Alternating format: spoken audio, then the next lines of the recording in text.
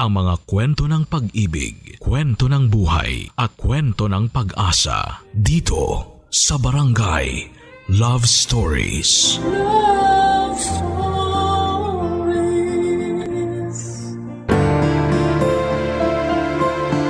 Ang sabi nila, may mga kasinungalingan na poprotekta sa isang tao. Kasinungalingan na pwede na sigurong mapatawa dahil para naman ito sa ikabubuti ng sangkot. Ikaw kabarangay, naniniwala ka bang may magandang dulot ang pagsisinungaling sa kapwa mo? Dear Papa Dudut, isang mapagpalang araw sa inyong lahat. Kakailanganin ko po na itago ninyo ako sa pangalang Cyril. Kasalukuyan ay 39 years old at ang kwentong ibabahagi ko sa inyo ay nangyari may 2 taon na ang nakakaraan. Matagal naming pinangarap ng asawa kong si Martin na magkaroon ng anak. Hindi naging biro ang pagbuo namin, lalo't alanganin na ang edad ko. Mas matanda sa akin ng 8 taon si Martin at halos 15 years din kaming naging magkarelasyon. Nung medyo bata-bata pa ako ay hindi namin nilagay sa listahan namin na magkaroon ng anak. Na-enjoy kasi namin na kaming 2 lamang ang magkasama. Lalo na sa tuwing nakikita naming nahihirapan sa responsibilidad sa mga anak ang mga kakilala namin. Ekis yun noon sa listahan namin, Papa Dudut. Hanggang isang araw noong lumagpas na ako sa 30, naisip kong parang gusto kong magkaroon ng anak. Lalo na tuwing nakikita ko kung gaano ka-cute at kabibo ang mga pamangkin ko at mga inaanak. Natakot akong sabihin yon noong una kay Martin dahil alam kong ayaw niya ng anak. Pero bilang mabilis na tumatakbo ang oras para sa mga babae ay naisipan kong sabihin na rin yon sa kanya. Kinausap ko siya at nagulat ako nang malaman kong gusto na rin pala niyang magkaroon ng anak. Natuwa ako noong sinimulan na namin ang pagbuo at sinubukan namin ang lahat ng pwede at makakaya para masigurong may isisilang akong sanggol. Kaya lang tulad ng nasabi ko sa inyo ay naging alanganin nga ang lahat dahil sa edad ko. Mas nakadagdag pa sa hirap namin sa pagbuo dahil laging nakasampa sa barko ang asawa kong si Martin. Kaya naman nag-request ako sa kanya na magpahinga muna kahit 2 buwan para makabuo kami. At hindi nagtagal ay nakabuo na nga kami. Hindi ko makakalimutan kung paano namin nalaman ang tungkol sa pagkakabuntis ko.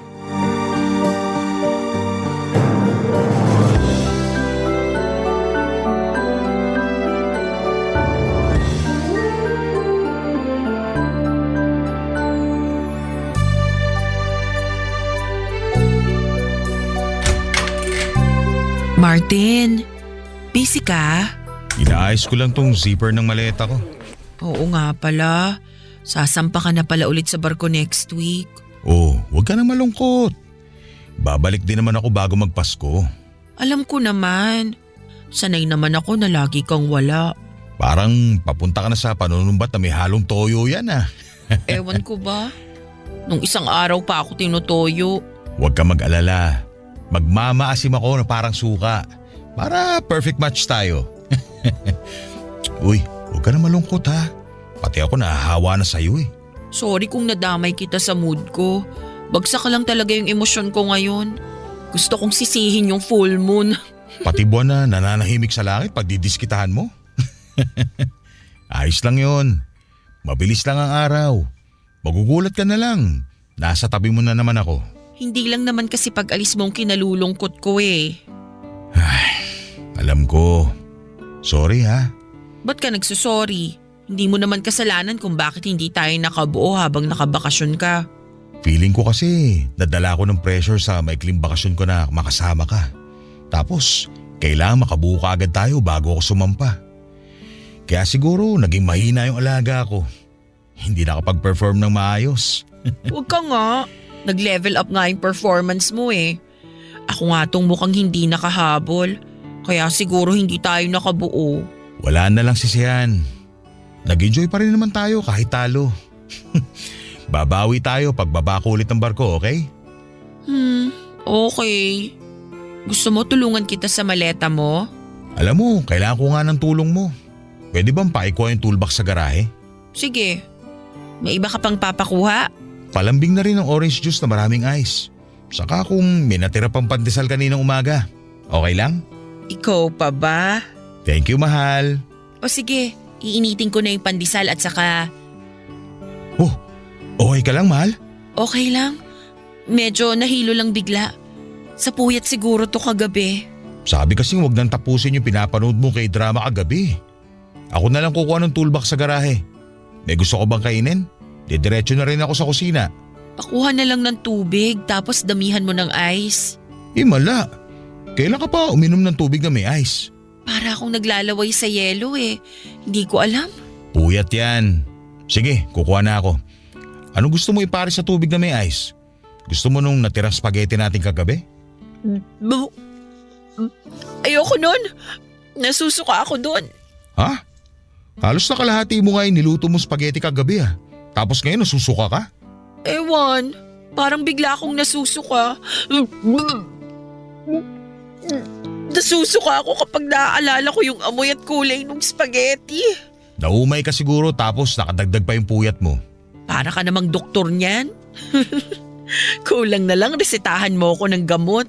Kung may re-reseta man ako sa'yo, dalawa lang yun. Yakapsul at Kispirin. Yak! Ang luma ng banat ah. Pengi naman ang Kispirin dyan oh. Parang sasakit tong ulo ko eh. Sige na nga. Oh, pati sa bibig ko, umay ka na rin ba? Hindi ko alam. Sandali. Pupunta lang ako ng banyo. Cyril? Okay ka lang ba? Okay lang. Sabi ko na eh. Buntis ka na. Kinabigla ko talaga ang huling sinabi ni Martin. Buntis ako. Paanong nangyari? Nakailang beses akong gumamit ng pregnancy test pero lahat negative. Tapos nung sinukuan ko na ang pag-check ay bigla namang sasabihing nakabuo na kami. Hindi ko na maintindihan kung bakit lagi na lamang kaming ginugulat ng tadhana. Kinabukasan, nanginginig ako noon na nagbukas ng pregnancy test kit at makalipas lamang ang ilang minuto matapos kong gamitin ay nakumpirmang tama ang hinala ni Martin. Napalundag kaming pareho sa sobrang tuwa. Hindi talaga namin inakala. Kung kailan naman paalis na siya ay saka humabol ang magandang biyaya. Iba talaga kapag sinurpresa ka ng tadhana. Magugulat ka talaga at aapaw ang saya. Hindi na namin naayos ang maleta ni Martin at nag-celebrate kami kaagad. Lumabas kami ng bahay para kumain sa paborito naming resto at saka pinag-usapang muli ang biyayang natanggap namin. Napakasaya namin. Kung alam nyo lang, walang kasing saya. Ilang taong kaming sumubok na makabuo at lahat ng mga taong yon ay napuno ng pagkadismaya dahil lahat ng test ay negative. Nakadagdag pa sa pressure ng mga kakilala namin na panay ang tanong kung kailan kami makakabuo para makarelate na raw kami sa mga kakilala naming pamilyado na. Lahat naman ay sinubukan namin pati na nga ang mga pamahiin at pagsayaw sa ubando. Ginawa namin yon. Ganon kami kasabik na magkaroon ng anak. Akala namin kaming dalawa na lang talaga sa mundo ang magkakasama ni Martin at sinusubukan na naming tanggapin yon. Tapos isang araw, nakarating na sa wakas ang magandang balita bago kami tuluyang sumuko. Pinadalahan na kami ng anghel sa aking sinapupunan. Nadagdagan na naman kami ng dahilan para lumaban pa araw-araw. Naging inspirado na kaming pareho lalo na si Martin na mas ginanahan sa pagtatrabaho. Mula nung nakasampa na siya sa barko, Papa Dudut.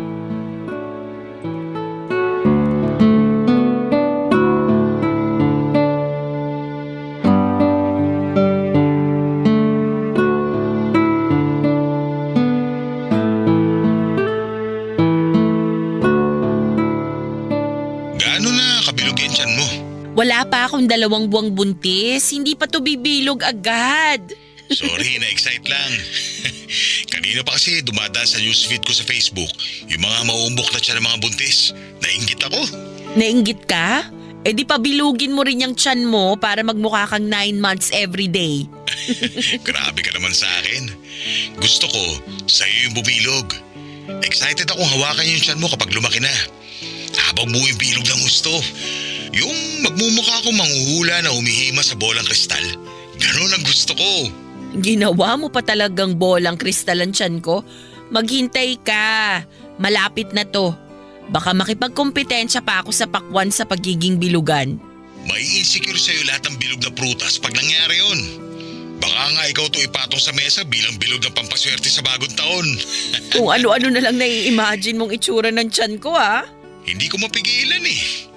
Bago ako matulog, lagi kong ini-imagine na magkasama na tayong dalawa. Tapos, kinakamot ko yung ibabaw ng tiyan mo. Lalo na yung uusling pusod mo. Ha? Bakit naman uusli ang pusod ko? Normal daw kasi yun sa mga buntis.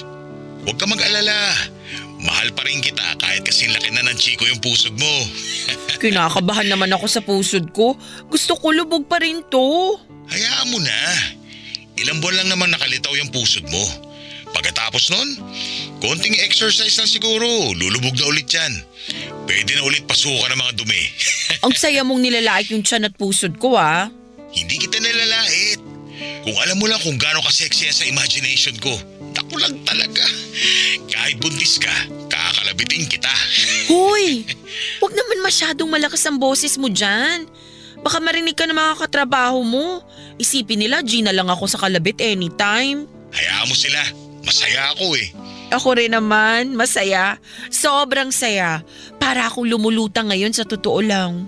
Hoy, baka naman nasusobra ka na sa pag-inom ng mga gamot ha? Kaya pakiramdam mo, lumulutang ka na. I-check mo mabuti yung reseta.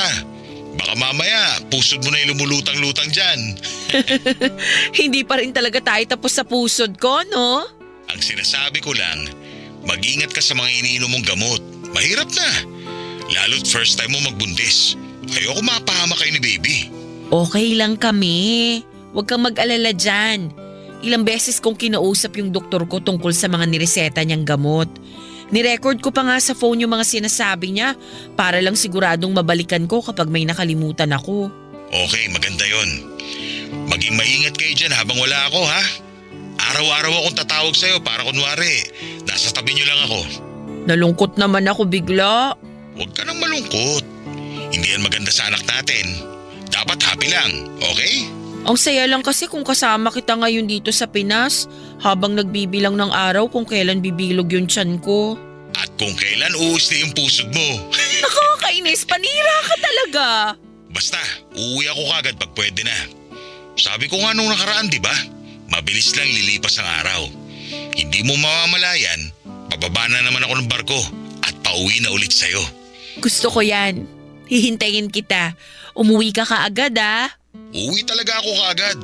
Lalo ngayon na may dagdag na akong dahilan para umuwi. Ang baby natin? Yung pusod mo. Nakakainis to.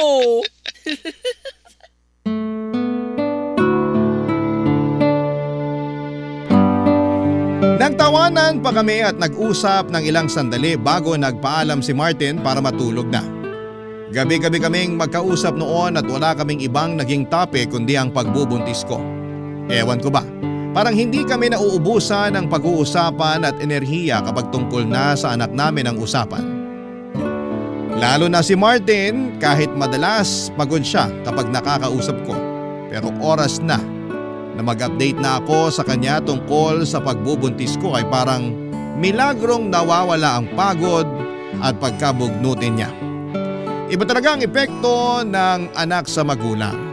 Kahit yung mga sanggol na hindi pa lumalabas sa mundo pero alam mong nasa sinapupunan lang ng mahal mo. Iba talaga. Pagkatapos nga ng mga tawagan namin ay buwaba pa ako sa kusina para uminom ng mainit na gatas. Pagkapanhi ko ng kwarto ay binalikan ko ang mga reseta at voice recordings ng doktor ko para malaman kung tama ang ginagawa ko. Hindi pa ako kaagad nakakatulog dahil para pa rin akong nakalutang mula sa masayang pag-uusap namin ng asawa kong si Martin. Panay ang hawak ko sa tiyan ko at ini-imagine ko na kasing bilog at kasing laki na yon ng pakwan. Lagi ako napapangiti. Hindi na ako makapaghintay. Kahit ang pagpusli ng pusod ko ay nakapagdulot ng kasabikan sa akin. Lahat ng magpapakita na buntis ako ay gusto ko. Kahit na hindi pa magmukhang kaaya-aya ang itsura ko sa mga tao ay wala akong pakialam. Wala na ako ibang pakialam maliban sa bubuuin naming pamilya ng asawa ko. Sa tuwing nagbumuni-muni ako ay hindi magtatagal ay makakaramdam na ako ng antok. Isang madaling araw ay bigla akong nagising dahil sa kakaibang pananakit ng tiyan ko. Napabangon ako at nakiramdam. Hindi ko mapigilang mapangiwi sa sobrang sakit. Dinampot ko ang cellphone ko para tawagan si Martin nang bigla kong maramdaman, Papa Dudut, ang mainit na likido na dumadaloy sa aking hita. Dinudugo ako, Papa Dudut. Barangay Love Stories. Barangay Love Stories. Nakunan ako. Nakumpirma ko yon nang mag-isa akong pumunta sa ospital. At hindi ako makapaniwala habang nakatingin sa akin ng doktor at binabasa ang nakasulat sa kanyang clipboard. Para ako nakalutang sa pagkakataong yon, nakalutang ako hindi dahil sa saya kundi sa dami ng katanungan. Bakit? Bakit kailangan mawala ang ipinagbubuntis ko? Bakit kailangan sa akin mangyari yon? Ang tagal kong hinintay ang pagkakataon na maging ina ako pero bakit bigla yung binawi sa akin? Bakit saglit lang pinaranas sa akin ang pagiging ina? Bakit pinaranas sa akin na magkaroon ng bata sa sinapupunan ko kung babawiin din pala? Ano bang nagawa kong pagkakamali? Ano bang kasalanan ang nagawa ko para karmahin ako ng ganon?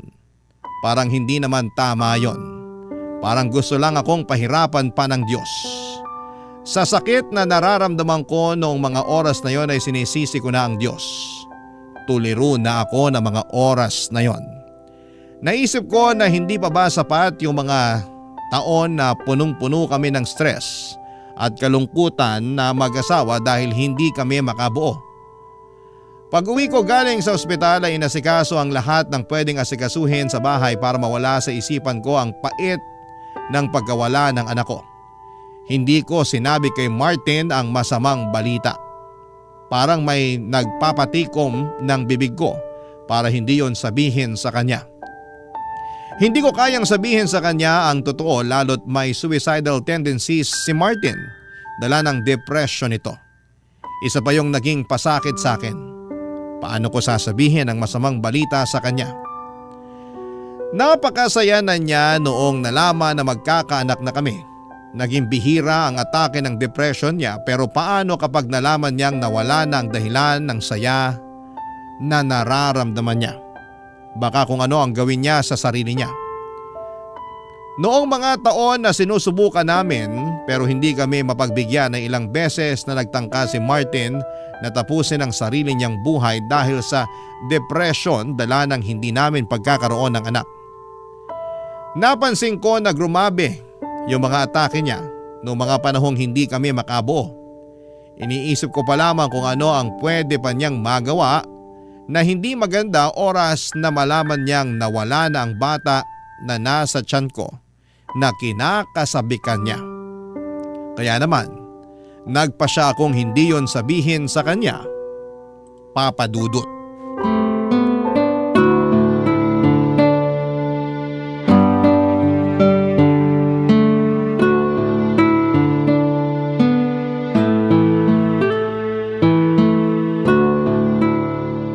Buti naman, sinagot mo na tawag ko. Pasensya na mahal, naging busy kasi ako buong araw. Hindi ko nga halos natignan yung cellphone ko. Naiwan ko pala dito sa kwarto, kaya rin hindi ko nasagot yung mga tawag mo kanina. Bitbitin mo lagi cellphone mo. Para kung may emergency man, madali mo lang akong matatawagan. Hindi magkakaroon ng emergency. Tatablahin ko lahat ng mga negative vibes sa buhay natin. Safe ako, huwag kang mag-alala. Pero yung anak natin, gusto ko safe din siya. Basta, huwag kang mag-alala. O ano, kumain ka na ba? Kakain pa lang. Hinihintay ko lang yung mga kasamahan ko para sabay-sabay na kami. Ikaw ba? Hindi pa ako nagugutom eh. Ayos pa naman ako. Nakarami rin ako ng kinain kaninang umaga. Ay, Hindi pwede ang ganyan. Tandaan mo, dalawa na kayo ng anak natin na kailangan ng lakas. Kumain ka para sa inyong dalawa. Sige, after nitong video call natin, saka ako sasandok ng kanin at magpapainit ng tinapa. Huwag masyado sa tinapa. Hindi naman maganda yun. Inuubos ko lang para hindi na matambakan sa ref ng mga lumang ulam. Kumain ka rin ng gulay. Damihan mo. Magpapadala ako mamaya ng extra pera para makabili ka ng gulay na kakainin nyo ni baby. Punuin mo yung ref para makarami kayo ng gulay. Sige, Kamusta ba si baby natin? okay naman siya mahal. Makulimlim ba dyan? Kasi dito sa Pinas, lagi na lang makulimlim kahit hindi na tag-ulan. Hindi naman makulimlim. Maaraw pa rin. Wala namang masakit sa'yo. Anong sabi ng doktor nung huling check-up mo? Okay naman. Buti maayos ang internet mo dyan, ano? Kasi kapag nasa gitna kayo ng dagat, pahirapan sa maayos na signal. Maayos yung internet namin dito. Kailangan eh. So, anong sabi ng doktor mo? May kailangan bang bilhin na gamot? Wala naman. Anong internet ba ang gamit nyo? Baka pwedeng yan na rin ang ipakabit natin dito sa bahay. Kasi minsan naiinis na ako ang bagal ng internet natin, nakaka-stress. Huwag kang magpaka-stress. Sige, papakabit tayo ng mas mabilis na internet. Please, iwasan ma-stress, mahal ha? Ayoko maka-apekto yan sa baby natin. Naku, hindi no. Hindi maaapektuhan ng stress ang baby natin. Lalaking healthy at matibay to tulad ng papa niya. Yan din ang gusto ko. Maging healthy siya at masiyahin din. Parang mama niya. True. Kumusta pala ang mga bisita niyo dyan sa barko? May artista ba kayong nakasakay? Pa-video greet ako ha. Okay naman sila, pero mahal. Baka pwedeng pag-usapan natin si baby. Ha? Bakit? Hindi ka pa ba nagsasawa na sa tuwing magkausap tayo, puro si baby ang topic? Hindi ah. Alam mo naman na kapag si baby ang usapan mas lalo akong ginaganahan. Sa susunod na tayo mag-usap tungkol kay baby. Marami pa namang ibang araw. Gusto muna kitang kumustahin. Kwentuhan mo naman ako. Ayos naman ako dito, mahal, pero ayun, paminsan-minsan tinatamaan ng lungkot. Pero kinakaya ko naman lalo kapag naiisip ko kayo. Kaya nga sana gusto kong pag-usapan kayo ni baby para mabawasan yung lungkot ko. Alam mo naman kapag nagtuloy-tuloy ito, ayoko maulit yung pagtatangka ko sa buhay ko. Lalo na't magkakaanak na tayo. Kailangan kong maging matibay. Kaya please, kung pwede sana, pag-usapan natin lagi si baby. Kahit yun lang. Para akong kinurot sa puso nang marinig ko ang pakiusap ni Martin. Lalo na noong napatitig ako sa kanya at napansin kong malungkot nga siya. Hindi ko man lang naisip na nasa gitna ng karagatan ng asawa ko at malayo sa mga mahal niya sa buhay at hindi man lang makatapak sa lupa. Talagang malungkot yon para sa kanya. Nakonsensya tuloy ako lalo na pero hindi ako nagpadaig doon. Kahit may parte sa akin na gusto ko nang umamin kay Martin pero pinigilan pa rin ako ng takot. Takot na baka mas lalong mabaon sa depression ng asawa ko. Malayo pa naman kami sa isa't isa at hindi ko siya mababantayan. Paano nga kung magtangka siyang muli na tapusin ang buhay niya? Paano ko siya matutulungan kung malayo ako sa kanya? Sana maintindihan ninyo, ang paglilihim ko ay paraan ko para proteksyonan ang asawa ko. Hindi ko na alam ang gagawin. Humingi ako ng milagro sa Diyos na baka naman pwedeng ibalik ang anak namin sa tiyan ko. Pero alam ko naman na imposible yon. Hanggang sa bigla akong nakaisip ng paraan. May gabing sumaglit ang ideyang yon sa isipan ko. Desperada na kasi ako at tinawagan ko ang nooy 25 anyos na pinsan ni Martin na si Alan. Palikero si Alan at hindi napipirme sa isang babae. Hindi nagpapatali. Bata pa kasi kaya mainit pa ang dugo at sobrang taas ng libido sa katawan. Naisip kong siya ang solusyon sa problema ko. Alam kong kaya ko siyang mapapayag sa plano ko lalo't nasabi minsan sa akin ni Martin na naging crush ako ng pinsan niyang si Alan. Malawak naman ang isip ng asawa ko at crush lang naman daw yon at alam niyang mapagkakatiwalaan niya ang pinsan niyang yon. At mapagkakatiwalaan din niya ako na hindi papatol kay Alan anuman ang mangyari. Ayaw ko mang sirain ang tiwalang yon ni Martin sa akin pero nakaisip na kasi ako ng masamang plano.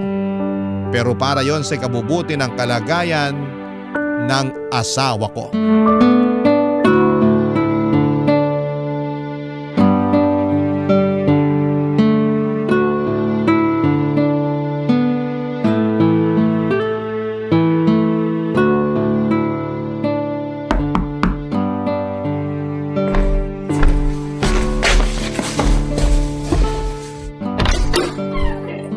Hello, Alan! Halika, pasok ka. Salamat.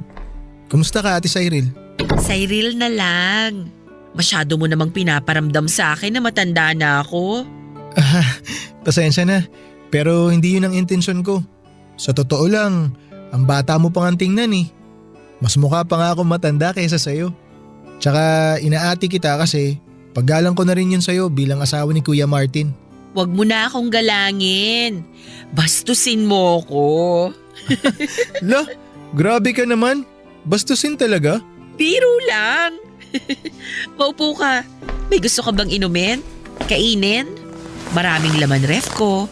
Kailangan ko ng janitor fish na sisimot ng hindi ko naubos na ulam. Yun naman pala ang dahilan kung bakit mo ako pinapunta rito. Tagasimot ng tirang ulam. Baka meron ka pang ibang gustong simutin dito sa bahay. Willing akong ibigay. Kahit ano. Yung mga branded na polo ni Kuya Martin. Panghatak ko rin sa mga babae yun kung sakali. Ouch naman. Ibang babae pa ang gusto mong hatakin nandito naman ako. Biro ba yan? Hindi ako nagbibiro pagdating sa paghatak. Namiss mo siguro yung mga hatak ni Kuya Martin, no? Oo eh. Ang hirap kapag nasa malayo ang asawa mo. Oo, mahirap nga.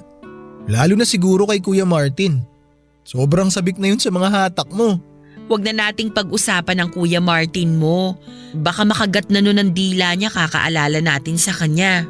Nakagat ko nga bigla dila ako eh. Baka ako naalala niya. Malambot siguro yung dila mo, no? Malikot ba yan? Ha? Bakit naman biglang naging interesado ka sa dila ko? Wala naman. Natanong ko lang. Yung dila kasi ng Kuya Martin mo, maliit, saka mabagal, hindi makasabay. Ayoko ng ganon. Maliit nga dila ni Kuya Martin. Kaya laging parang nabubulol yun kapag napapahaba na yung usapan eh. Mahaba ba, Alan? Mahaba ang alin? Ang pasensya mo sa mga tulad kong may edad na. Huwag mong isipin na may edad ka na. Ang hot kaya ng babae kapag tumatanda na.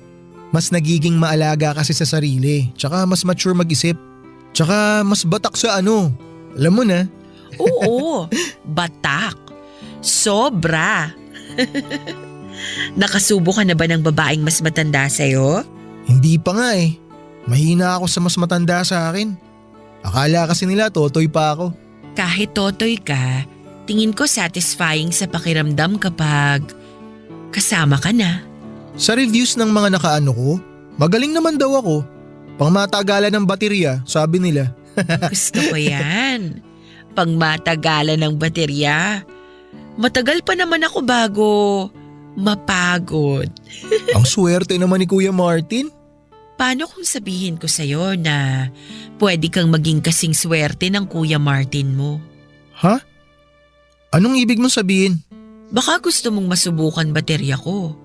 Hindi pa kinakalawang at fully charged ngayon to. Teka, tama ba tong naglalaro sa isip ko? Siguro. Pero may gusto pa akong ipalaro sa'yo. Ano yun? Malalaman mo kapag sumama ka sa akin sa kwarto.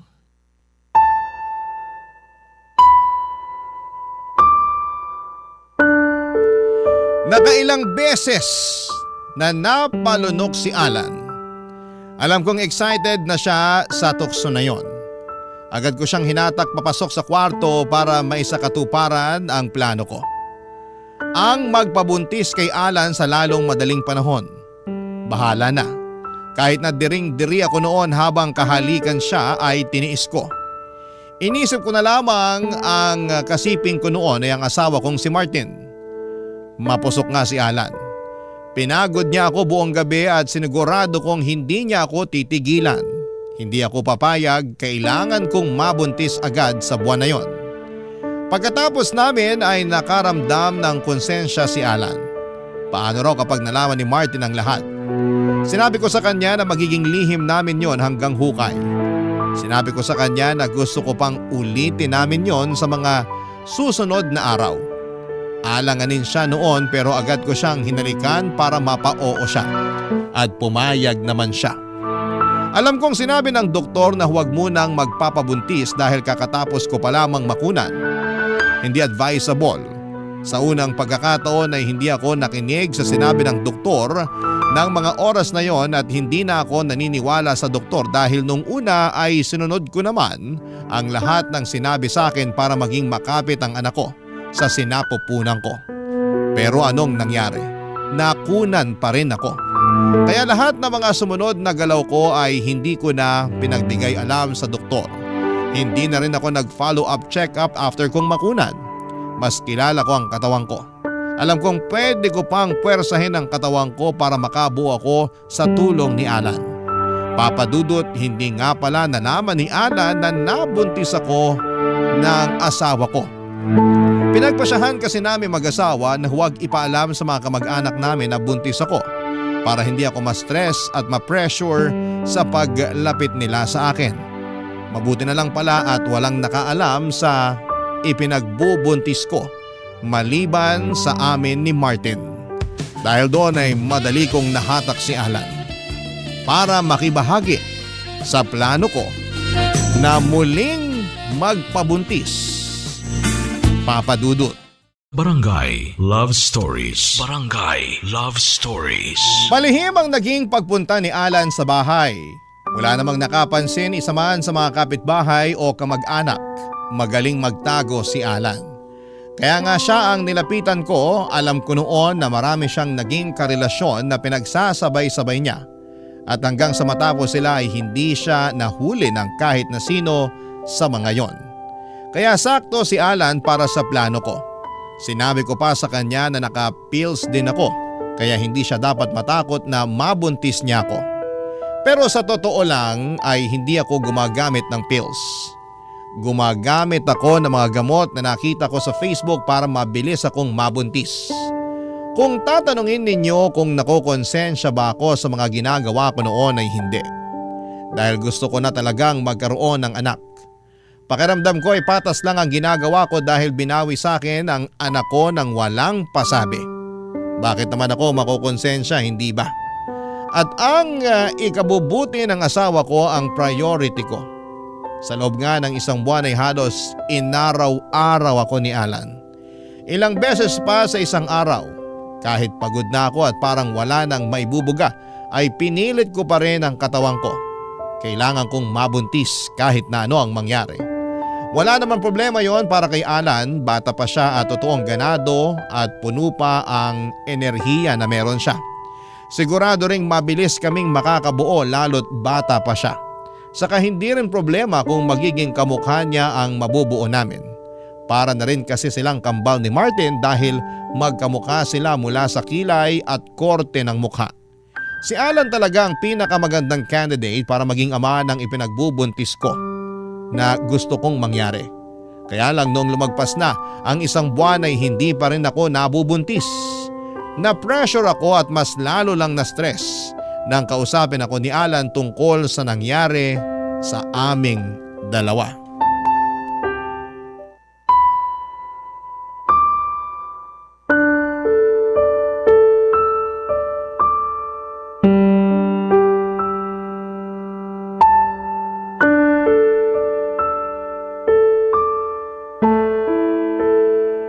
Kaya na ba? Isang round pa. Ha? Okay ka lang ba? Kanina ka pa nakatulala dyan eh. Masyado ba kitang pinagod? Sabi sa'yo pang matagalan baterya ko. May iniisip lang ako. Huwag ka nang masyadong mag-isip dyan. Makakaapekto yan sa performance mo. Gusto mo pa ba? Nakailan na tayo ah. Kaya mo pa? Ako pa talagang tinanong mo? Aba syempre, may ibubuga pa to. Ikaw, meron pa ba? Meron pa naman. Ako pa ba? Kaya lang, Kaya lang ano? nakokonsensya na ako eh. Bakit? Bakit? Dahil kay Kuya Martin, syempre. Sabi naman sa'yo, wag mo nang isipin yun. Wala siyang malalaman. Maghuhugas lang ako ha. Tapusin mo na yung pag-overthink at konsensya mo. Tapos next round na tayo ha. Parang ayoko na ng ganito, Cyril. Ha? Paanong ayaw? Matapos mo akong patikimin ng langit sa kakaatras? Gusto ko pa rin naman, kaya lang… Gusto mo naman pala eh. Yun ang mahalaga. Pero may isa pa akong gusto eh. Kaya pa yan ang baterya ko. Sabihin mo lang kung ano gagawin ko. Paano kaya kung maging tayo na lang? Bakit mo naman biglang naisip yan? Iba kasi yung connection natin sa kama eh. Naisip ko lang, ikaw pa lang yung na-experience ko na kakaiba. Sobrang kontento ako, ganun. Kaya nakakaselos nga si Kuya Martin eh. Kasi asawa ka niya. Makontento ka na lang sa ganito. Alam mo bang kapag magkarelasyon na, nababawasan na yung thrill sa kama. Mas maganda yung ganito. Patago. Mas masarap. Pangarap nga to ng mga kaidaran mo, di ba? Parang namimiss ko na kasi yung pakiramdam na meron girlfriend. Yung steady lang. Ayoko na ng papalit-palit ng babae. E di isipin mo na lang na girlfriend mo ko. Ganun na lang. Pero gusto ko tayo na talaga. Hindi pwede. Bakit hindi pwede? Sabi mo naman napapasaya kita sa kama. Sabi mo mas magaling ako kaysa kay kuya. Ano pa bang ibang requirements mo para pumasa na ako bilang boyfriend mo? Mahal ko ang Kuya Martin mo. Hindi tayo pwede, Alan. Alam ko na alam mo kung ano tong pinasok mo. Hanggang kama lang tayo. Oo, alam ko nga pinasok ko. Pero pwede naman kasi magbago isip ko eh. Alam ko na sinabi ko sa'yo nung una na gusto kong ikama lang kita. Pero habang tumatagal, nagbago feelings ko eh. Hindi yan uubra sa akin. Kasal kami ng Kuya Martin mo. May annulment naman. Mahal ko nga si Martin. Kaya hindi pwede. Ni minsan ba hindi ka na-attract sa akin? Ay. Alam mo naman siguro yung tungkol sa suicidal tendencies ng Kuya Martin mo, di ba? Oo, alam ko. Ako pa nga yung unang nakahuli sa kanya nung nagtangka siyang magbigti. Di ba? Nagtulungan pa nga tayo para maibaba siya sa kisame. Kaya mo pa bang makita ulit yon? Hindi ko kaya. Ayoko nang pagdaanan ulit yun. Kapag nalaman niyang may nangyayari sa atin, pwedeng matagpuan na naman natin siya sa kisame. Sige ka. Baka lang kasi… Nakakaya ba ng konsensya mo yon? Lalo't pinagtapos ka niya ng pag-aaral? Pati mga luho mo tuwing Pasko sagot niya. Sobrang bait ng Kuya Martin mo sa'yo. Tapos gaganunin mo siya? Wala akong alam sa mga nangyayari sa kabilang buhay. Pero malakas ang kutob ko. Kahit ando na ang Kuya Martin mo, baon pa rin niya ang galit niya sa'yo. Kapag nalaman niya na tinuhog mo ang mahal niyang asawa. Huwag ka namang ganyan, Cyril. Sinasabi ko lang sa'yo ang pwedeng mangyari. Oras na malaman ni Martin ang tungkol sa ginagawa natin. Ikaw naman tong nang akit sa akin eh. Pero tumuka ka, di ba? Sa tingin mo, kanino siya masigit na magagalit? Ay, tama ka. Kaya nga ilihim na lang natin to. At least nag-e-enjoy pa rin naman tayo, di ba? Ayaw mo nun? Nag-e-enjoy ka na. Pwede ka pang makipagrelasyon sa iba. Hindi naman ako stricto. Mature naman ako mag-isip. Walang problema sa akin kung makikihati ako sa girlfriend mo. Ayoko na. Hindi ko to pwedeng gawin kay Kuya Martin. Tapusin na natin to. Hindi na kaya ng konsensya ko eh. Inis na inis akong nakatitig kay Alan matapos niyang sabihin yon. Bakit umatras na lamang siyang bigla? Hindi pa ako tapos sa kanya at hindi pa kami nakakabuo. Sa inis ko ay pinagtabuyan ko siya palabas ng bahay. Napaiyak na lamang ako dahil parang walang pinuntahan ang efforts ko para mabuntis. Bumalik ako sa kwarto para mahiga dahil pakiramdam ko ay nanghina ako sa mga nangyari. Patuloy lamang ako sa pag-iyak hanggang sa bigla kong naramdaman na umiikot ang paningin ko at bigla ay naduwal ako. Nagmadali akong sumuka sa banyo at noong natapos ako ay napangiti ako. Nagpahinga ako at kinabukasan agad kong nilabas ang isang pregnancy kit mula sa cabinet ng banyo at doon ay nakumpirmang buntis nga ako. Wala akong kasing saya noon pero agad kong naisip si Alan. Malalaman at malalaman itong buntis ako lalo't hindi ko naman nakakasama si Martin. Kaya nakaisip ako ng plano. Pinabalik ko si Alan sa bahay para kausapin. Ayaw na sana niyang harapin ako pero sinabi kong buntis ako at doon siya natakot. Minanipula ko pang muli si Alan at nagkunwaring natatakot ako sa ipinagbubuntis ko. Maski siya ay nadamay sa takot ko. Mas lalo siyang nabaon sa konsensya at natakot sa responsibilidad. Sinabi niyang hindi pa siya handang maging isang ama. Lihim akong napangiti. Sinabi ko na ipapalaglag ko ang nabuo namin dahil pauwi na si Martin. Agad naman siyang pumayag. Sinabi niyang mag-ingat ako sa gagawin ko para hindi malaman ni Martin. Tumango lamang ako at saka pinaalis na siya. Nagmadali naman siyang umalis ng bahay at mula noon ay iniwasan na niya ako. Pagkatapos noon ay tinawagan ko si Martin para pauwiin. Minanipula ko rin ang asawa ko na magmadali siyang umuwi. Mabilis namang pumayag ang asawa ko at sinabing gagawa siya ng paraan para makauwi agad. Para makasama ako dahil lungkot na rin daw siya sa barko. Napangiti akong muli, Papa Dudut, parang pinapayagan ng langit na buuin ang mga plano ko. Parang sa unang pagkakataon ay pumapanig sa akin ang tadhana. Makalipas lamang ang 2 linggo ay umuwi si Martin para sa ilang linggong bakasyon. Makakatulong yon para hindi magtaka si Alan kapag pinaalam na namin sa lahat na buntis ako. Iisipin niyang nakabuo kami ni Martin habang nagbabakasyon ang asawa ko sa Pilipinas.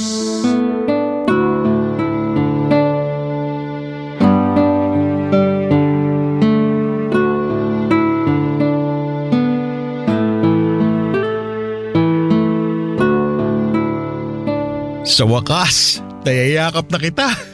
Payakap nga ulit. Huwag masyadong mahigpit. Baka maipit si baby. Maingat ako. Hayaan mo lang na mayakap kita. Namiss talaga kita eh. Ang lungkot kasi sa barko. Ang lungkot din naman dito. 2 lang kami ni baby na magkasama. Hayaan mo. Mag-iipon ako ng maigi para hindi ko na kailangan sumampa ulit sa barko. Tatapusin ko lang yung kontrata ko ng 1 taon. Tapos magkakasama-sama na tayo ng matagal. Magnegosyo na lang tayo. Mas gusto ko talagang kasama ka rito. Ayoko nang mahiwalay sa'yo. Ayoko rin naman na mahiwalay sa'yo. Kahit lagi tayo nakakapag-video call, kulang pa rin eh. Gusto ko na nahahawakan kita. Lalo kapag maumbok na tiyan mo. Gusto ko masubaybayan yun. Oo nga pala. Nagpunta ako sa doktor last week. Oh, ano sabi? Nalaman ko na mali pala yung bilang ng doktor sa buwan ng pagbubuntis ko.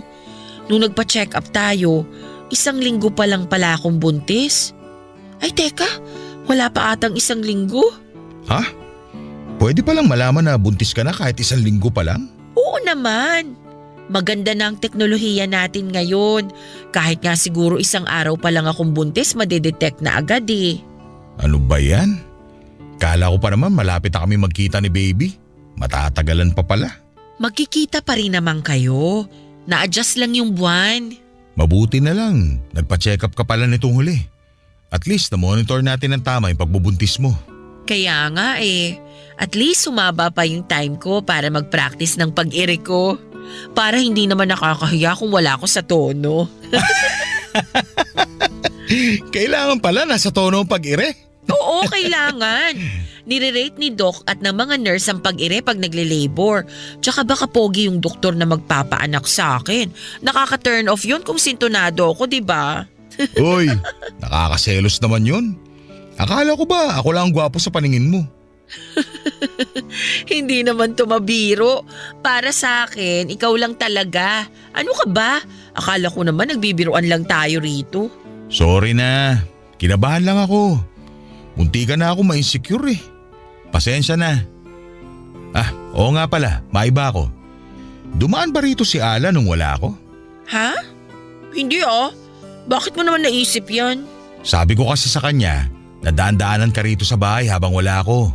Para may kasama ka. Nag-alala kasi ako sa'yo ng gusto, lalo't mag-isa ka lang dito.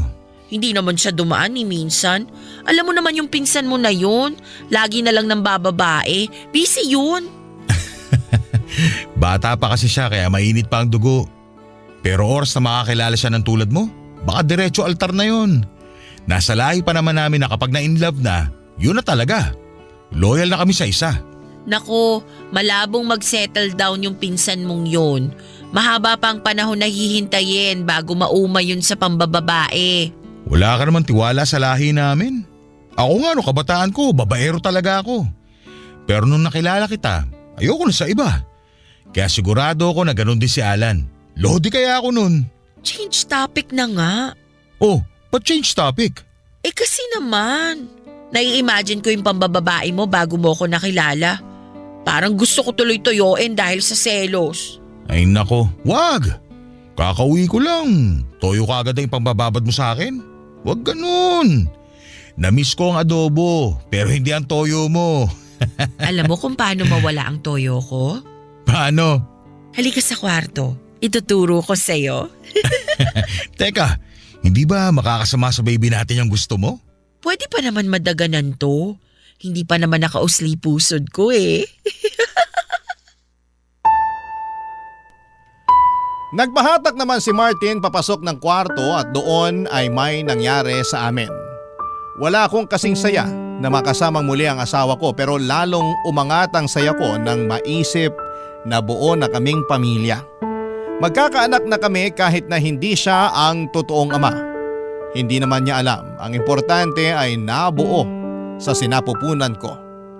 Umiwas na ng tuluyan si Alan at pinagtataka yon ni Martin pero pinaintindi ko na lamang kunwari sa asawa ko na hindi naman palagi ay close silang magpinsan.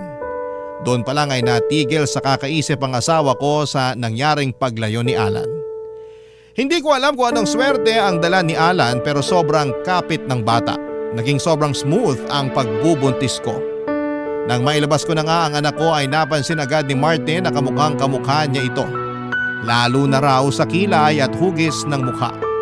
Natawa na lamang ako at sinabing malakas ang lahi niya.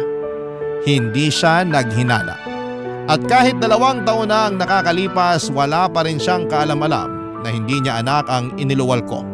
At wala akong balak ipaalam yon sa kanya.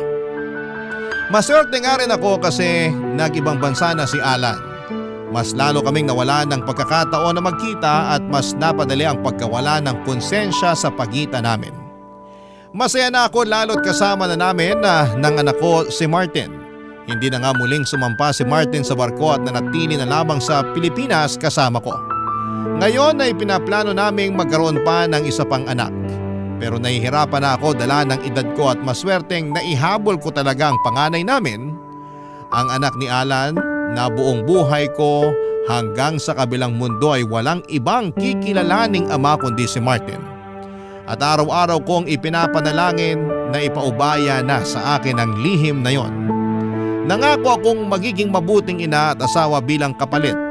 Nga po pala, sinadya ko pong ibahin ang mga pangalan ng mga taong naging bahagi ng kwento ko. Gusto ko lamang pong makasigurado na may tatago ang pagkakakilanlan namin kahit papaano.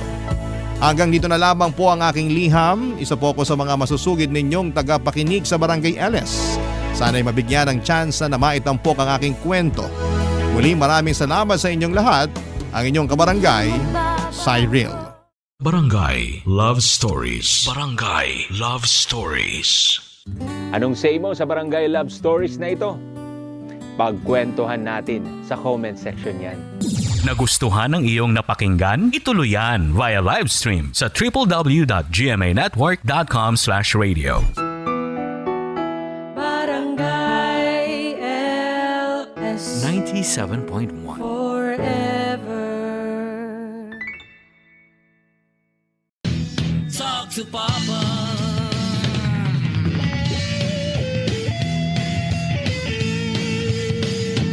Magandang umaga po. Yan. Hello. Pabinibini na naman ang ating kapiling. Oo. Anong pangalan mo, Binibini? Tawagin niya lang po akong MJ. MJ. Sige, MJ, kasama si Papa Marky at si Papa Ace. Balita namin problemado ka daw. Medyo po. Medyo. Siya, talk to Papa na. Let's go! Okay. Good morning po, Papa Marky. Share ko lang po yung 3 years relationship ko po sa boyfriend ko po. Meron kang 3 taong relasyon sa boyfriend mo. Sa mo to nakilala? Sa Facebook po. Sa Facebook. Malaki kasi yung impact kung saan nakilala. Facebook. Okay. Ano kayo doon? Mag-friend kayo? Hindi po. Nag-add friend po siya sa akin. Tapos po nag-message. Doon nag-umpisang lahat. Oo. Opo. Sa hi and hello. Ganon. Opo. Tapos? Tapos ayun po, nag-1 taon at 2 taon po kami. Okay naman po yung pagsasama namin. Pero may pagsubok po, ganun. Taray, gusto ko yung may pagsubok. Teka lang. Nung nag-hi and hello kayo, pagkatapos, tumakbo ba ng ganun lang ang inyong relasyon? Online? Ano po, magkabarangay lang po. Ay, Naku, nasa isang barangay lang. So, kilala ka niya. Tapos, na-search sa Facebook. Tapos, in-add friend ka. Kaya nag-hi hello sa'yo. Opo. At least kahit paano, hindi lugi sa pamasahe kapag nagkahiwalay. Totoo. Nandun lang Nasa Bakuran lang. Tapos, Malapit barangay lang po kami. isang tricycle lang. Opo. Magkano pamasahe papunta doon? 40. Ay, yung mahal naman na pamasahe dyan. 40. ang laki naman ng barangay nyo. Oo, kaya sa isang barangay, parang nasa 25 lang. no? Hindi kasi pag special, yung mga tricycle, feeling taxi. Kaya 40, di ba? Tama ako, mali. Tama po. Sabi ko sa iyo eh. Dito kasi, sa Maynila, kapag ka lumambas ng ibang barangay na, yun, doon na dadagdagan yung pamasahe. Pero pag nasa isang barangay lang, I believe, 25 pesos lang. 25 lang. Oo. Hindi kasi kabilang barangay na eh. Pag Kaya, kabilang barangay 40 na. Tapos, ano nangyari? Tapos ayun po. So 1 year na yun po at 2. Nagkita naman po kami. Sa 1 year, malamang naman. Gabi na sa barangay, di pa kayo nagkita. Sus Mario, Anong klaseng i-break mo relasyon na. yan? Kasi di ba po, nagsa-lockdown po. Lockdown love story ito. Panahon ng pandemic. Oo. Tapos, Tapos ayun po, yung 1 year po namin, ay wala pa pong 1 year po siyang babae. ha? Ano? 2 months pa lang po yata kami. 1 month. Tapos ayun po, pinatawad ko po ulit kasi po parang friend ko po. May babae. Kayo na nun. Apo. Nako po. May babae. Tapos, pinatawad mo. Pinatawad ko po. Tapos April po, naging okay po kami ulit. Tapos hanggang nag-joy po kami ng February 2022. Tapos ayun po, edi yung flow naman po na relationship namin, away-away lang po, tampuhan. Tapos nung second year na po na, okay naman po. Tapos hanggang nag-aaral pa po kasi ako. Nabuntis po ako. Ano? Buntis! Sis ka! Sinasabi ko na nga baga eh. Yan. Huwag kayo talaga mag-aaway tapos magbabati. Kasi nakakabuntis po yan. Yung kwan, alam mo yung magkaaway kayo? Tapos magpapaliwanag, bibigyan mo ng tsansa. Ay naku, nakakakilig yan. Parang mahalang kayo. Tapos, mas nakakakiliti yung halik. Ay, talaga? Tsaka mahinhin kasi ang ating bida. Kasi sabi nila, pag mahinhin daw, mabilis mabuntis. Ay, ganun pala yun. Kasi pag mahinhin ka, wag ka nga. Ganun daw. Wag ka nga. Wag nga dyan. Pero kapag daw kasi matara, ano ba? Wag ka mga! Nakakatakot. Oo. Sabi ko naman sa'yo, yung mga mahihinin na yan, nasa loob ng kulo. Alam mo, okay pa to eh. Yung mag-aaway, tapos magkakabalikan, tapos nabuntis. Bakit? Kasi yung iba, nag-away, nagkita para sa closure. Anong nangyari? Nabuntis. Patay ka diha, agoy! Di ba? At least ito nagkabalikan. Oo. True love. True love. Ibalik natin ating bida na si MJ. MJ! MJ! Hello po. Oh, MJ. So, anong naagoy mo? Ha? Napaagoy. Ha? Ano? Ha? Ano po? Napaagoy? Okay. Ha? Opo. So, nabuntis ka. Ano naging setup nyo? Napag-usapan nyo? Nagsama Ano kayo? po? Hindi kasi po, para kami nag-aaral. Oh, iba paano yan? Titigil ka, ikaw buntis eh. Siyempre, dito po namin sa pamilya namin. Oh. Tapos, ano po, nung time na naman ko po, parang nagduda pa po siya na, ako ba? Ganun. Oy. Oh. Oh, ako ba yung ama niyan? Sus Mariosep, sinasabi ko sa iyo eh. 'Di ba? Oh, tapos Tapos po, ayun, umiyak po ako. oh, So, sabi ko, siyempre, ikaw. wala namang ibang umaagoy sa akin, ikaw lang. Oh. Tapos, parang 2 days after po namin malaman, parang napag-desisyon po na parang hindi ko po siya ready nun. Hindi na siya ano? Hindi pa po siya ready. Yan na nga sinasabi ko. Agoy ng agoy Kasi pag po- nandyan na hindi pa ready. Ay ba paano eh? Di ka ang kawawa. Babae yung kawawa. Kasi po, ano po, hindi po talaga namin ini-expect. Ah, Na? bubuntis. Nakabuntis po. Wala naman kasing sinadya talaga. Di ba kapag mga ganyang magjowa pa lang? Lahat na na-aksidente kahit ulit-ulit. Oo. Pero sa tamang age na po kami. Pero nag-aaral pa rin kayo. Oo. Diba? College po. Wala pa kayong trabaho. Ang lalakas ang loob nyo. Yung, Asa pa kayo sa magulang nyo. Charot, galit. wala pa kayong pambili ng brief at saka Yes. panty. Tapos, ang lalakas ang loob nyo. Charot. Di ba? Sige. So ngayon, paano yan? Hindi daw siya handa kasi nag-aaral. Wala pang ipang tutos-tos. Paano ka? Sabi po, try daw po namin ipalaglag. Ayan na. Oh. Tapos po, syempre po, hindi po ako pumayag kasi po buhay na po yun. Tapos po, parang 1 week po, sobrang stress ko po doon kasi parang lahat po ng sisi nasa akin. Tapos po, nagpunta po kami ng center para po mag-asana kung ano po pwedeng gawin. Yung center naman po, sabi po, hindi po nila pwedeng itolerate yung abortion po. Oo, hindi talaga. Illegal yan sa Pilipinas Oo. unless pumunta ka ng ibang bansa. Yes. Diba? Uy. Yan. Dito sa Pilipinas, illegal yan. Opo. Oh. Tapos ayun po, kinausap po ako ng nurse. Siyempre po, umiyak po ako kasi po, ano ko din po yun. Ayaw ko din po talaga. Oo. Tapos po, So- kinounsil po ako. Ina? Kinounsil po nung nurse at saka po nung doktor. So kailangan magpatulang yung pagbubuntis. Kailangan mabuhay ang bata. Ganon. Opo, ganun Okay. po yung sinabi ko. So nalaman to ng pamilya mo. Hindi pa po. Uy, hindi pa. Okay. Kasi pag unang baby, maliit yung tiyan. Maliit. Pwedeng itago. Talaga? Oo. Hanggang 9 months? Hanggang siguro mga 7 months. Okay. Tapos, anong sunod na nangyari? Ano po, Te, nawawala ka na sa Tanggalin telepono. mo yung loudspeaker mo tsaka earphones mo kasi, te. Tapos ayun po, sabi po na hindi daw po pwede yung stable na MJ, hindi ka namin maintindihan masyado. Tanggalin mo yung earphone mo, Oo. tsaka loudspeaker. Mali naman po. Ay, lapit ka ng yung bunganga mo, ipalit mo doon sa baba.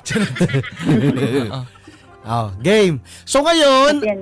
alam na namin na hindi ka pa ninindigan. Kailan to nalaman ng pamilya mo? Kasi kailangan mo dito ng support eh. 1 week after po, kasi po, di ko po, gusto niya pong ipalaglag. Di nagsabi na po ako sa mama ko, which is, akala ko po, maintindihan ako. Anong sabi ng mama mo? Ayun po, hindi daw po pwede, lang daw po gawa ng paraan. Kasi po nag-aaral pa kami. Tapos? Kailangan daw pong yun din ipalaglig. Parang kagaya po rin sa boyfriend ko. Ano nangyari na? Na-disappoint po ako nung sinama ko yun kasi po akala ko siya yung kaunahang ay na makaintindi sa akin. Though, alam ko po naman gan. So ano nang decision mo? Dalawa ng tao nagsasabi na ipalaglag yung baby mo. Ayun po, 2 weeks po, sobrang stress po, ganyan. Tapos, nag-chat na po ako sa ate ko. Parang naghahanap po ako ng kakampi, ganun.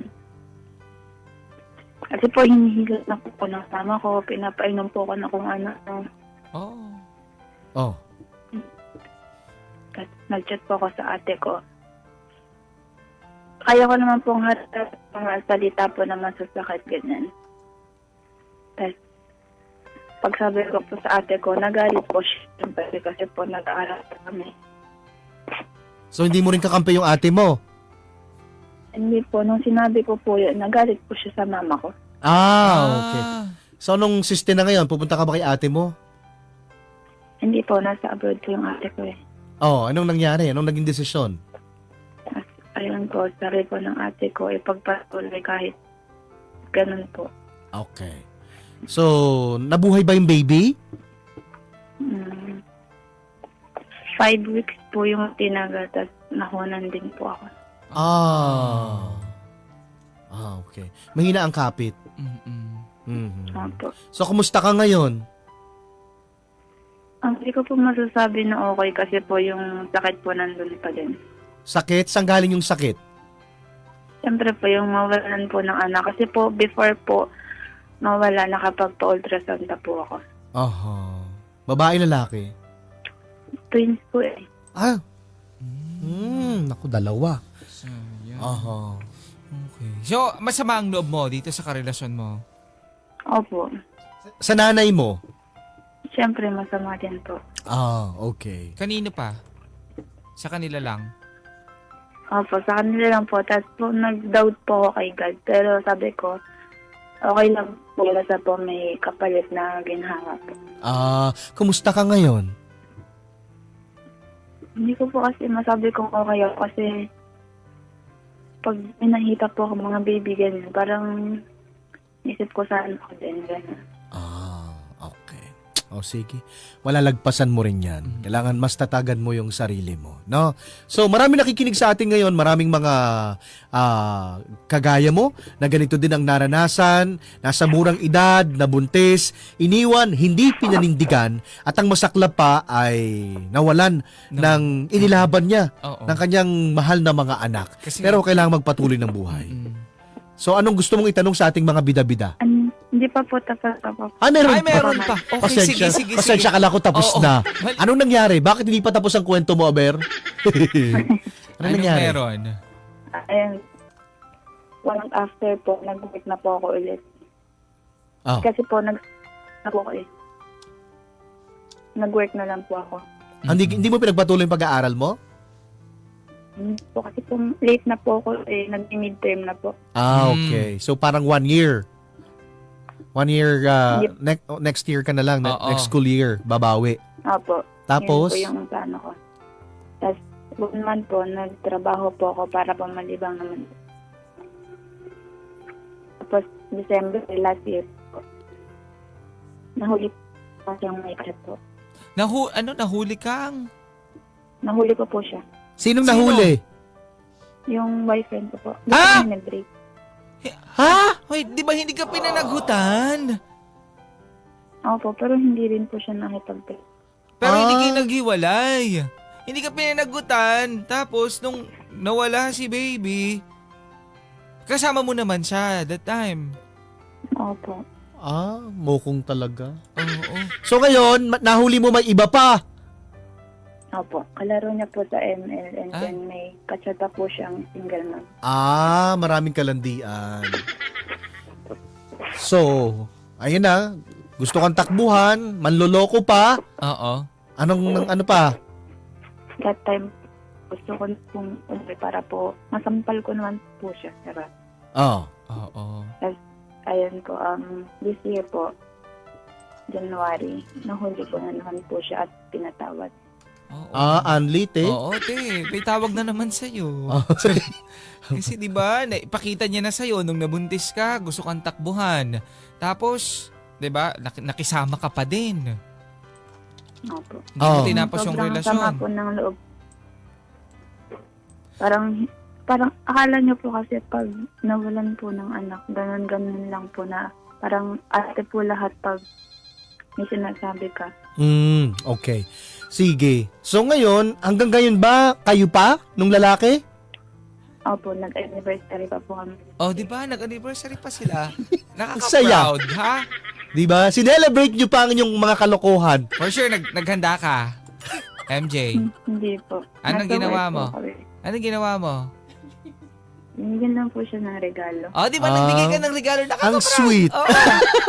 Ay, nako, MJ. Going strong naman sila. Yes. Going strong. Okay. So niloloko ka na. Nahuli mo na may mga kausap. Pinatawad ko pa din po. Kasi Oo po naman. yung mindset ko po na siya po yung gusto kong maging anak pa rin ng mga anak ko. Ganun. maging ama. Maging ama yun. Hindi maging anak. Okay. Maging Oo. So, given na yung ganyang kwento, Naniloloko ka. anong gusto mo itanong? ayun pa di nag-anniversary na po kami. Tapos nag-work na po ako. Parang nandito ako sa work. Ayun po kasi parang ako po yung kahit siya po yung may ginagawa. Pinagdududahan ka. Maria, nagselos pa, alam naman loloko siya. 'Di ba? Dali. Tapos binabato pa sa iyo na ikaw. Nakakainis yung mga ganyan. Sus, napaka-manipulative talaga ng jowa mo yan. Nasa kanya na lahat ng red flag. Tapos siya pa yung, ang lakas, nagselos. Siya yung manluloko. Di ba? Anong nagpaliwanag ka? Opo, nagpaliwanag naman po lahat po ng assurance. Sinasabi ko po sa kanya. At saka, di ba nag-aaral siya? Opo. Ikaw nagtatrabaho, mo sabihin, pinapabaunan mo pa siya. Hindi po. Okay naman. Opo. Okay. Siya. Kasi po. Tapos? Honest po ako sa kanya. Sabi ko po, may nagkakagusto sa akin dito sa trabaho. Pero ako akong pinapansin sa mga yan po. Ganun talaga. Para umikot ang relasyon na to, kailangan may in control at kailangan may biktima. Oo. At ikaw yung biktima kasi inaalaw mo na mangyari ito. Yes. Di ba? Patuloy ang cycle na ito. Hindi to matatapos. Ganito lang to. Matatapos na to pag naghiwalay kayo. Pero hindi mo kaya. Okay. Marami nakikinig sa atin ngayon. Tapusin na natin ang kwento. Anong gusto mo itanong?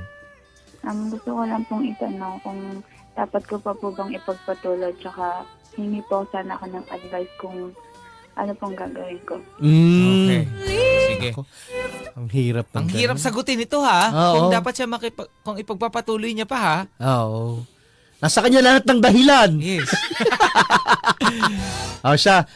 Mag-comment po kayo mga kapuso. Babasahin po natin yan. Isalba po natin ang isang kaluluwa. Nako, ano nga ba masasabi ng ating mga bida-bida? Ang sabi dito ni Alvin, ate, hindi na mo pinag-iisipan yan. Ikaw lang talagang habol ng habol sa BF mo. Hindi magkaanak sa'yo. Isipin mo din po ang sarili mo. Oh. Nako, sabi ni Alias Dada, kung ako sa iyo, te, ipaglaban mo kahit sa magulang mo. Kasi kawawa naman yung bata, lalo na dalawa yan. Ay, ito yung kanina. Sabi ni Mau, huwag mong ipagpatuloy pa yan. Imagine, nasa work ka tapos pinagdududahan ka pa na may ibang lalaki? Ano yun? Binabato niya yung mga mali sa'yo? Kahit totoo siya, yung nagloloko? Ay. Sabi ni Cristel, madalas talaga nagiging bobo tayo pagdating sa pag-ibig.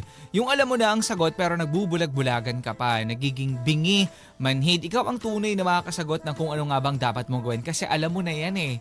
Ayaw mo lang gawin kasi mahal mo. Ay, sabi naman ni Ryan, ako sorry to say ha, naku ha, medyo tatanga-tanga. Ha? Ganyan na ba? Ganyan na kamanloloko yung mga taong tulad ng jowa mo. Pangarap mo na maging future father siya ng anak mo, tapos pag nag-consumption ka, sa huli, iiyak-iyak ka na? Oh. Di ba? Yun na lang. Charot. Sabi ni Joven, if you know your boyfriend is cheating on you, why did you stay with him? If you keeps pretending to be a human, why do you stay? He can't take responsibility for your child. He doesn't even have a conscience, Toroy. Mga ganyan na lalaki, mga walang hindi marunong tumayo sa sarili mga paa. Ayaw ako ang responsibilidad niya. Nako, sabi ni Zen, ang masasabi ko, no way. Palayaan mong sarili mo sa ganyang katoxic na relasyon. Utang na loob. Yan. Nako, Papa Marky, Papa Ace, iwanan mo na ate, wag maarte. Sabi ni Angge. Ito pa, sabi dito ni Jomali? Jormali. Ang ganda ng pangalan. Papa Marky, Papa Ace, si ate, kulang sa umpog. Ay, grabe naman. yung Huwag naman umpog. po ganyan. Oh. Oo, pero parang nga. Sabi ni Maribeth, ay nako ate, alam mo, dapat mong gawin. Kitang-kita naman na wala siyang pagpapahalaga sa'yo at sa magiging anak mo. Sana doon pa lang dapat bumitaw ka na. Oo, ang dami na chance eh. Nung umpisa pa lang na panloloko niya sa'yo, dapat bumitaw na siya. Sabi ni Flor de Lisa, magiging okay lang siya kung maghiwalay na lang sila para hindi siya ma-stress. Oh. Ay nako. Kasi mukhang isa lang yung pinanggagalingan ng stress niya. Oo. Very consistent. Diba? Alam niyo mga kapuso, parang sa trabaho, kumbaga sa trabaho, hindi ka makapag-demand ng mataas yung sweldo. Yes. Kasi ito lang yung kaya kong i-offer for the company. Hindi ka kikitaan ng reason para erase yung salary mo. Parang sa kanyang relasyon, hindi ganito lang yung worth mo kasi okay ka lang na ginaganito ka ng tao. Oh, nag-i-stay ka naman, hindi ka naman umaalis, wala ka namang reklamo. 'Di ba? So ganito ang treatment ko sa'yo. 'Di ba? Bakit ko babaguhin yung treatment ko sa'yo? Bakit ko babaguhin na hindi kita lokohin? Ganyan talaga yung okay naman sa'yo. 'Di ba? Nasanay na na gano'n, napapatawad. At saka, alam nyo kasi mga kapusa, mga babae talaga, likas dyan yung tawag dito, matagal sumuko. 'Di ba? Especially sa relasyon. Hanggat kaya. Inilalaban Sobrang haba nila ng PC. Oo, pero ay nako, pero kapag po ganito na sobra-sobra na kayong naaabuso, 'di ba? Na alam mo 'yon, wala kang puro sakit na lang ng ulo yung binibigay sa iyo. Abay, kailan ka bibitaw? At saka pag ano pa yung reason na gusto mo? At saka pag kinakwento mo ang kwento na tulad nito, wala ka namang ibang reason na masabi kung bakit you need to stay kasi mahal mo lang. Pero Yung pagmamahal po, ako, sasabihin nila, I don't have any reason. Mahal lang kita. Ay, naku po, kakuwanan po yun. Kawalang kwenta po yun mga kapuso. Nagmamahal ka kasi may dahilan ka. yes. May reason at all. Huwag kang magmamahal ng walang dahilan. True. Diba? Ito na yung realidad. Diba? Magkakaibigan. Diba? Nag-uumpisa kasi may kailangan ka sa kanya. For whatsoever reason. Hanggang sa naging okay kayo, Diba? na click kayo, kaya kayo naging magkaibigan. Eh dito, anong nakikita mong dahilan? Ang daming dahilan para iwan mo siya. Diba? Wala namang rason para magstay ka, ba't ka nag-stay? Tingnan mo, balikan mo yung kwento na meron siya. Wala, puro Diba? sakit lang. Umpisa pa lang, 2 buwan nga, nalaman niya na may ibang Oo. kausap Pero Sa ML, nakita niya na may tapos hanggang sa nabuntis na lang siya. At ito yun pa lang, yung ayaw kang panindigan. Tapos nakisama ka pa din. Sige, sakyan natin yung reason bakit pinipili niya to stay. Wala namang perpektong relasyon. True. May mga relasyon na dumadaan sa pagsubok. Pero, ganun na kabigat nung tinakasan ka, hindi ko anak yan, Yes. hindi ko papanindigan kasi hindi tayo ready. O sige, intindihin natin yon. At saka natapos na yung phase ng life nila. Eh ngayon, dinagdagan pa ng problema, may iba pang nilalandi. Diba? So wala talagang pag-asa itong relasyon na to. Huwag ka nang umasa na pwede naman siya maging ama ng iyong anak. Eh kaso wala na nga anak eh. Diba? Pwede. Gusto pa daw niya sabi niya. Oo, parang ang nakikita ko siya magiging tatay ng aking mga anak. Pero yung ganitong klase ng relasyon na ibibigay sa'yo, hindi mo deserve yung ganito. Oo. Diba? Kaya parang hindi ko nakakakitaan ng liwanag itong relasyon na ito. On the first place, bakit tayo mag-i-start ang isang relationship? Pagkatapos, haharap tayo sa mga pagsubok na hindi natin kakayanin. Diba? Nagkukuan kayo, naglalaving-laving kayo. Pero, Pagkatapos pag nabuntis, hindi akong ama, hindi ko kaya. So bakit pa nag-uumpisa? Diba? Kung sa huli din lang naman, hindi kakayanin. Ay, nako. Di ba? Pag nandito yung problema, kanyang takas. Alam mo yon, minsan parang kasalanan nung lalaki, pero parang nagiging kasalanan mo na. Kasi nag-stay ka dyan eh. Hindi na niya kasalanan. Oo. Diba? Alam mo, tapusin mo muna yung pag-aaral. Kasi kapag natapos mo yung pag-aaral yan, may mangyayari sa buhay mo. True. Hindi ang pinagpapatuloy mo yung makikipagrelasyon sa jowa mong walang kwenta. True. Ako, mga kapuso.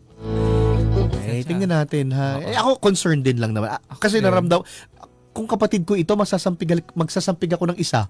Ako baka dalawa talaga. Concerned tayo. Gusto nating tulungan itong tao. Sana makapag-isip ng maayos. At kung halimbawa magpapatuloy ito, sana yung lalaki, nakikita naman yung ginagawa niya. Pagkatapos itatapon at ibabato yung dumi dito sa babae na ito, na grabe yung pinagdaan. Ano pang hindi ko kayang gawin sa'yo, Aber? Tapos ako ba ngayon ang manloloko? Di ba? Enough is enough. MJ. Hello po. MJ.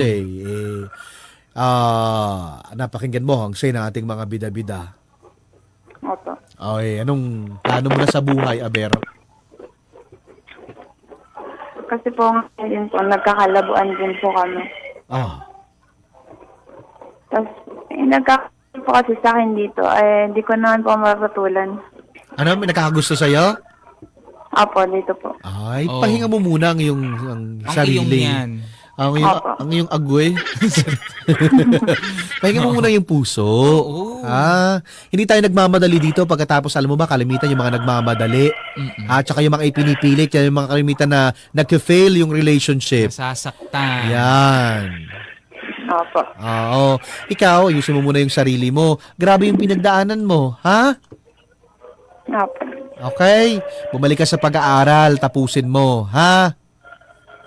Opo, papa. I-rebuild mo yung sarili mo. Kapag okay ka na, ha? Saka pumasok sa relasyon. Alam mo, pag ang isang babae, independent, may pinag-aralan, kayang tumayo sa kanilang sariling paa, yung mga, mababawasan yung mga manluloko kasi may intimidate sa'yo.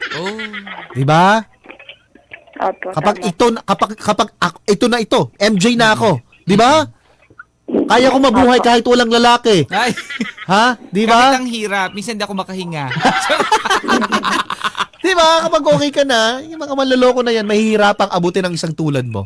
Tapos yung matitira, yung mga seryoso. Ha? Tama po. Tama. Okay, at least paano, you're doing this for yourself. Di ba? Iiwan ka ng buong mundo, ha? Kahit yung ina mo. Pero ikaw, gagawin mo to para sa sarili mo. Okay? Okay po. Tapos, tanggalin mo na sa buhay mo yung mga taong walang kwenta. Yung mga pabigat. Oo, kasi ikaw naman, pinagbigyan mo na sila ng makailang beses para patunayan yung sarili nila. Anong napala mo? Nga. Wala. Okay? Okay po. Sige. So, Thank you po. iiwan na namin sa'yo yung final decision, ha? Mag-isip-isip mabuti, okay? Okay po. Pinaplano ko naman po na makipaghiwalay po ngayon. Kasi po napapagod na din po ako. Tunay. At magpahinga, ha? O siya, nakikinig? Yung jowa, anong gusto mo sabihin sa kanya? Last na to. Hindi na ako babalik sa'yo. Malit naman. Seriously. Hoy! Joke lang po. Umali. Wala namang palang kwenta. Yun na hindi ko kinaya. Yun na masakit. Di ba? Manloloko na tapos maliit pa. Ang dahilan. Di ba? Asya. Ayusin ang buhay, ha? Apo, thank you po. Maraming salamat. Bye-bye. Barangay LS 97.1